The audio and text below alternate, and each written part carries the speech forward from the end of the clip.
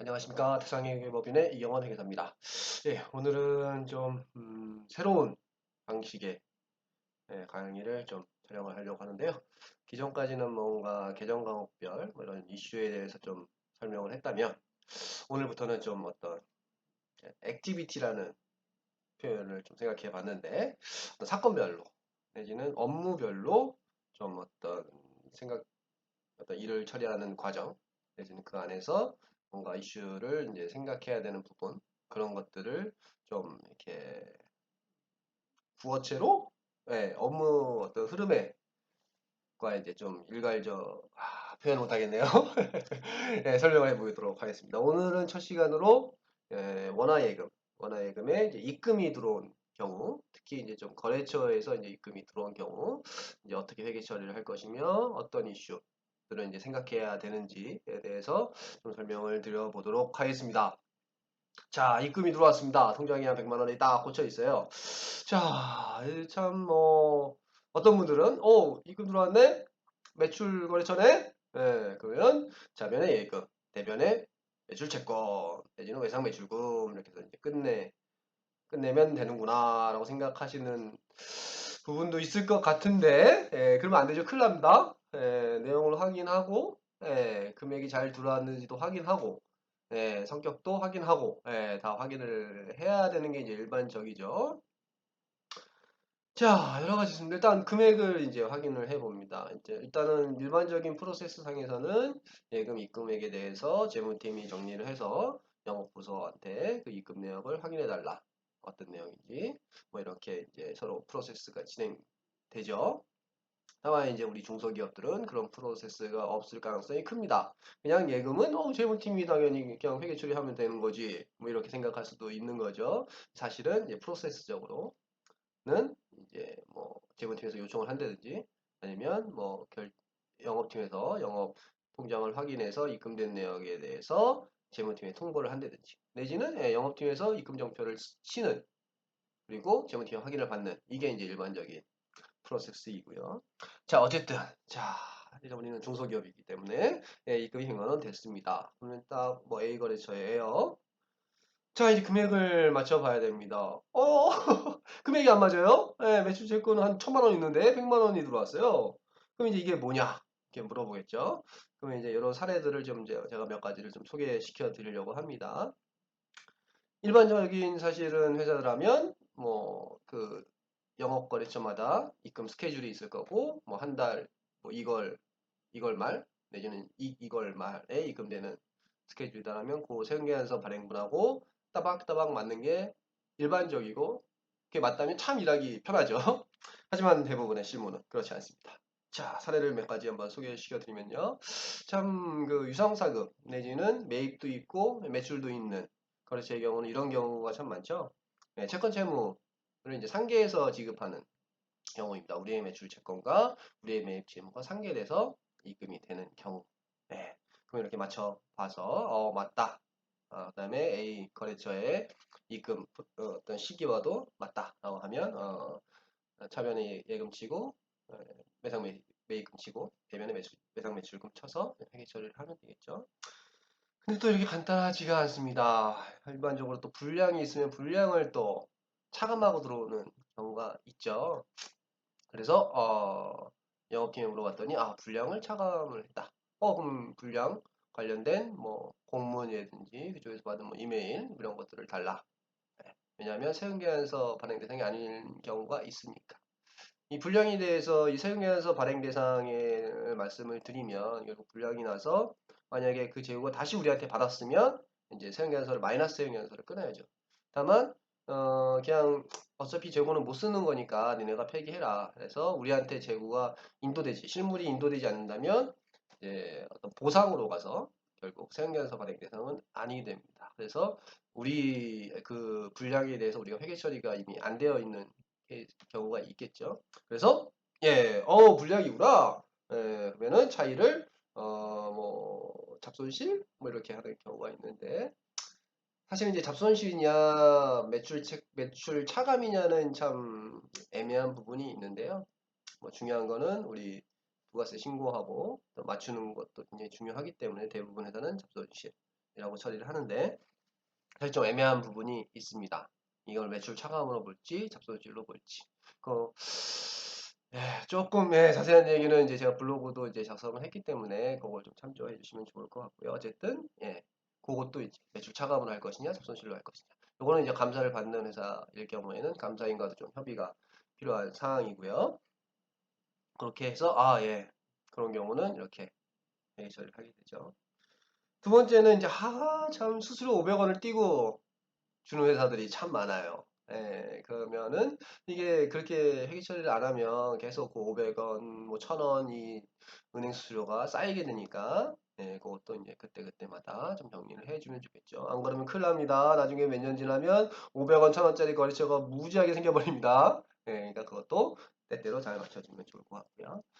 그 다음에 이제 선수금을 받는 거래처들도 있죠.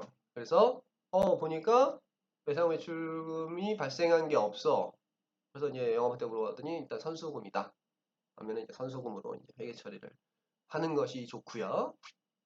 다만 이것도 선수금으로 관리할 것이냐, 그냥 매출채권 마이너스로 관리해서 나중에 세금계에서 끊기면 0으로 자동으로 맞춰지는 이런 프로세스로 갈 것이냐는 좀 회사가 선택을 해야 됩니다. 그 중에 이제 이 선수금 이런 것들이 그냥 비일비재하게 일어나는 업종이 좀 있어요. 제가 예를 들면 의약 업종인데 약국하고 그래야 하다 보니까 약국은 돈을 그냥 있는 대로 넣어줍니다. 뭐 채권이 얼마 있는지를 상관 안 하고 자기가 있는 돈만큼 넣어주고 또 계속 예상하고 어떤 경우 선수금과 외상 매출금 왔다 갔다 막 해요. 이럴 경우에는 굳이 그걸 선수금으로 관리할 실익도 없고 힘들죠. 그렇기 때문에 뭐 그런 경우라면 뭐 굳이 선수금 계정을 쓰지 않고 그냥 매출 채권 마이너스로 계속 관리하는, 그러다가 결산기 때 마이너스 난 부분을 선수금으로 대체하는 뭐 이런 식으로 관리하는 것도 괜찮은 방법이라고 생각을 듭니다. 하지만 그렇게 이제 비일비재하게 발생하지 않는 회사의 경우는 선수금으로 딱 갖다 놓고 나중에 선수금에 대해서 생겨서 왜 발행 안 하느냐 이거를 이제 체크를 잘 해야겠죠. 그런 뭐 관리적인 측면에서도 선수금으로 관리하는 게뭐 필요한 회사가 있을 거라고 생각이 듭니다. 자, 이렇게. 근데 또 하나 이제 좀 마지막으로 좀 소개시켜 드릴 부분은요. 이제 할인 부분인데, 영업에 확인했더니, 이거 매출 할인이에요. 뭐 기간을 좀 빨리 주거나 내지는 어음으로 받아야 되는데 현금으로 받는 경우에는 할인을 해줘요. 그래서 할인 금액을 차감하고 들어온 금액이에요. 라고 설명을 하고 그래서 그렇구나 하면 안 됩니다. 예. 매출 할인에 대해서 마이너스 형에서 끊어야 돼요. 옛날에 제가 공부하던 한 10여 년, 몇 년 전 이 부분 때는 이제 부가세법상에서 이 매출 할인에 대해서 세금계산서를 발행하지 않는다라는 그런 조항이 있었는데 그게 이제 변경이 돼서 그렇게 뭔가 어음이나 지급기를 땡기는 어음으로 줘야 되는데 현금으로 줘서 할인이 된 부분도 세금계산서 마이너스 세금계산서를 끊어라 라고 되어 있기 때문에 하고 넘어가시면 안 됩니다. 그게 그 얘기를 들었을 때 그러면 할인도 세금계에서 발행 안 해도 되나? 라는 의문까지 이제 좀 가셔야 되죠. 그래서 그 부분 좀 말씀드리고요. 그 다음에 좀 중요한 부분으로 했더니 이상하게 뭐 매출채권 300인데 100만 원만 들어온 거예요. 그래서 물어봤더니 이 업체가 어려워져서 200은 우리가 탕감해 주기로 했다. 그러세요? 그러면 이거는 매출 차감은 아닌 것 같고 그죠? 뭔가 200만 원을 회계 처리해야 되는데 그럼 잡존실. 안 되죠? 그러면 조금 더 생각하시는 분은 채권이 없어진 거니까 대손상각비. 아닙니다. 이렇게 특이한 케이스면 좀 세무상 어떨지 회계보다 더 중요한 게 뭐 세무겠죠. 세무상 어떨지에 대해서 좀 고민을 해봐야 돼요. 우리 이제 이렇게 협의에 의해서 거래처의 채권을 없애주는 거는 접대비로 보게 되어 있습니다.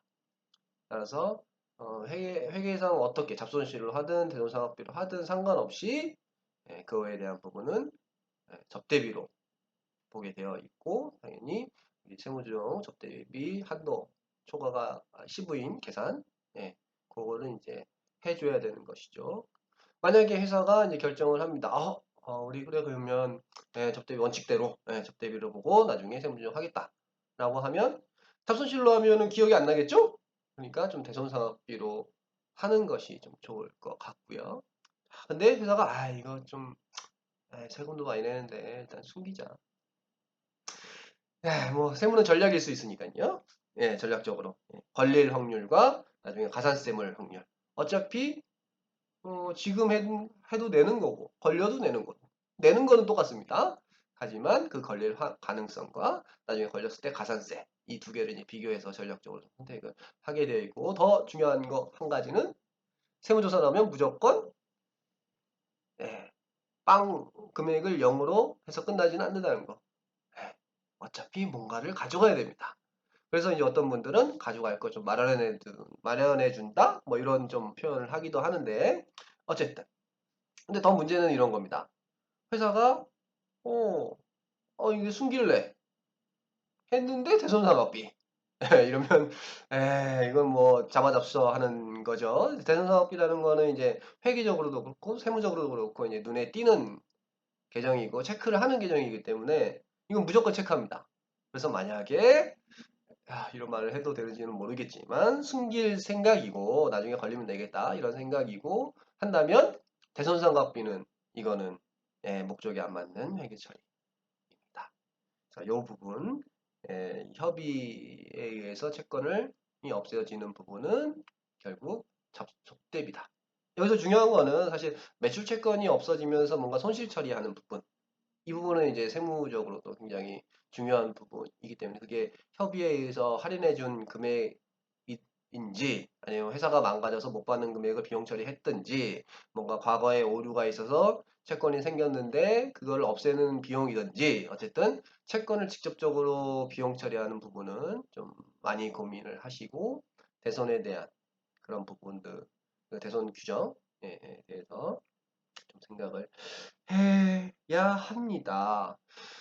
예, 지금 제가 계속 밑을 보고 있죠. 좀 적어놨는데 마지막으로 좀 소개시켜 드릴 부분은 이제 아까도 뭐 잠깐 얘기했는데 그리고 이렇게 뭔가 채권, 채무가 계상되어 있고 이렇게 이제 금액을 맞추는 건 조금 더 쉬울 수 있죠. 그런 근거들이 있으니까. 근데 이제 세금계에서 미발행 대상들이 있습니다. 예를 들면 이제 뭐 보상에 대한 부분이죠. 뭐 어떤 보상이 있을까요? 우리가 매입을 받았어요. 진행했는데 이게 걔네들 뭐 작업 불량, 원불량 등으로 우리의 손실을 입혀서 우리 매입거래처한테 이제 돈을 받는 경우가 있습니다. 이런 경우는 이제 세금계에서 발행 대상이 아니기 때문에 그 재고를 실물을 주지 않았다면 보상에 관련된 건으로. 그러면 이제 회계 처리가 매출 채권 이게 없죠? 미수급이든. 예. 그러면 이제 어, 예금을 잡고 대변에 뭔가 이익을 잡든 뭔가를 해야 되는데 그 내용을 이제 파악을 해야 됩니다. 보상이라면 뭔가 협의 문서 이런 것들 좀 구비를 해놓는 게 좋을 것이고요. 왜냐하면 그런 부분들은 이제 또 세무조사할 때 우리는 5년을 기억해야 됩니다. 일단 1년은 생각해야 되죠. 감사 받을 때 물어보면 대답해야 될 부분. 그러니까 뭔가 중요하고 뭔가 변칙 아니 뭐라고 했죠? 일상적이지 않은 사건들에 대해서는 기억할 수 있게끔 적요도 작성하고 이제 문서도 좀 갖고 있어야 되고요. 그리고 우리는 5년까지를 생각해야 돼요. 세무조서가 나오면 그거에 대해서 기억해내고 설명해야 되니까. 예. 그래서 그런 의미로 이 전표라든지 뭔가 잘 관리를 이제 해둬야 되는 거죠. 근데 이제 문제는 이런 부분들, 세형계에서 발행이 안 되는 부분들, 뭐 세형계에서 발행 부분도 이제 공급 시기가 잘 맞냐를 체크해야겠지만, 아까도 이제 할인에 대한 부분을 잠깐 얘기했는데, 매출 할인, 잡손실 처리했는데, 이게 이제 입금 시점에 비용 처리하는 게 맞느냐.